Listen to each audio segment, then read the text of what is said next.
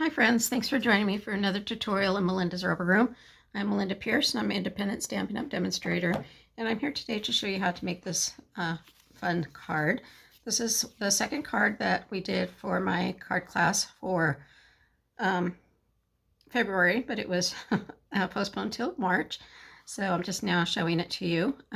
Has a lot of detail on it and some fun new ways to color in the stamp, so I'm going to get right to it.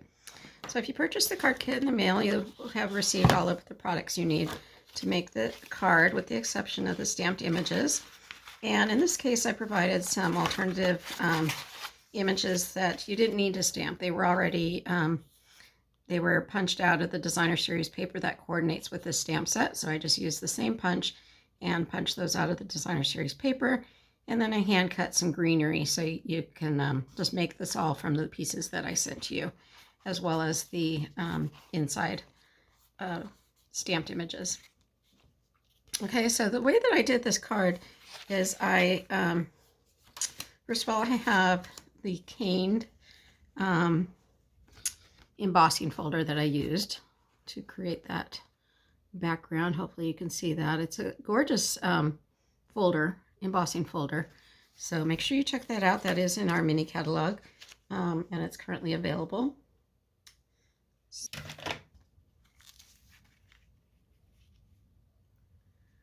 Just like so.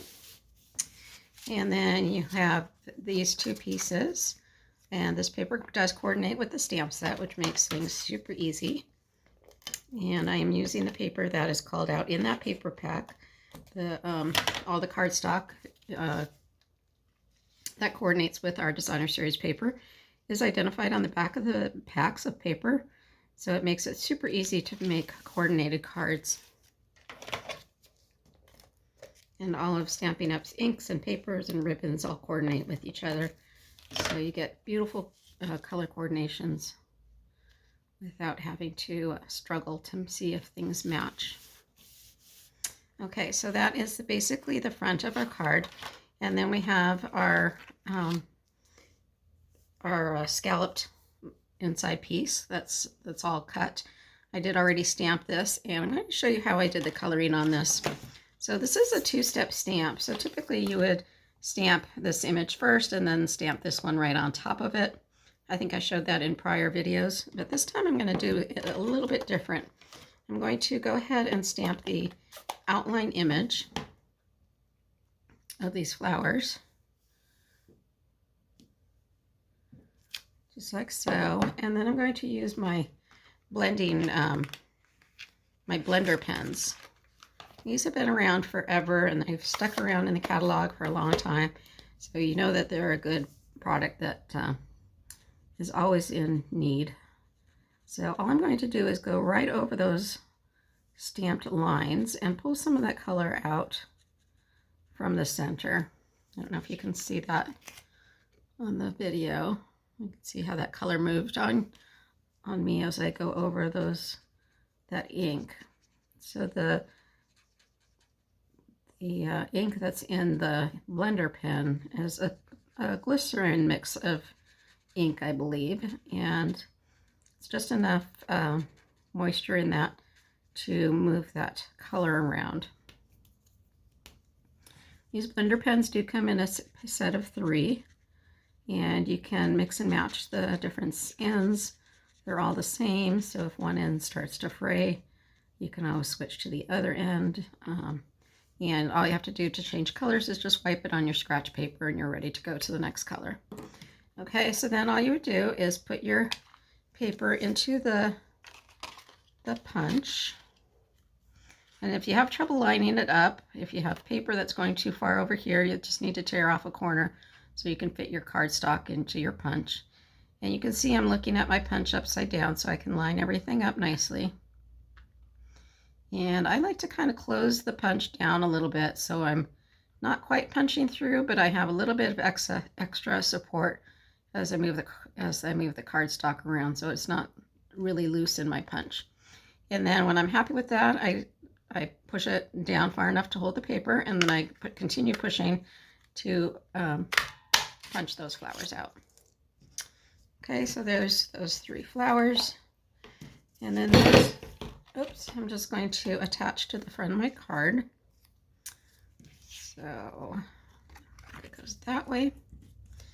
And I'm going to glue these, or tape these smaller flowers directly onto the card. Put this one right up here. This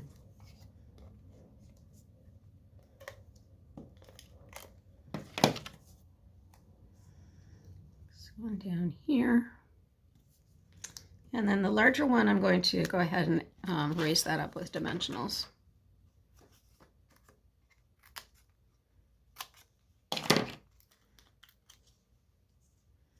Using the last bits of my dimensionals here, so I'm having to cut them. But I never waste any of those. I'm going to put that one right there. All right, so I will bring in my card base again. And that's just going to go right on top of here. So when you have this bulk over on the right hand side, I like to glue the card directly onto that part. But I like to raise this side up a little bit so that it's not too uneven on the front of my card. So I'm just going to raise the one side up and then glue the other side directly onto the other pieces of cardstock that have multiple pieces already on them.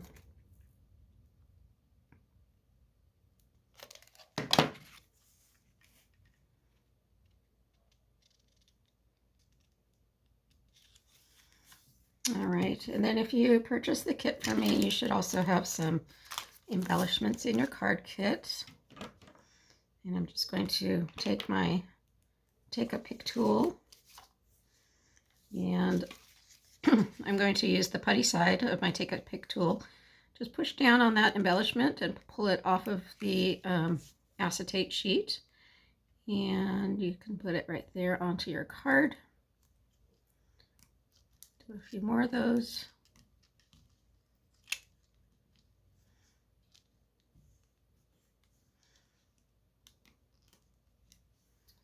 I'll put one more right there.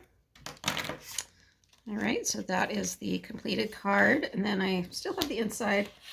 I have just the white piece of cardstock with a few more flowers that I've already colored in using the same technique as before with my blender pens.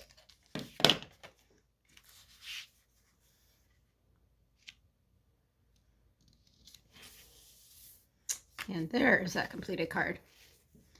Okay, I hope you enjoyed that, and stay tuned for my next video. I'll show you the third card that I made for our card class in the mail, or the February stamp camp that I did.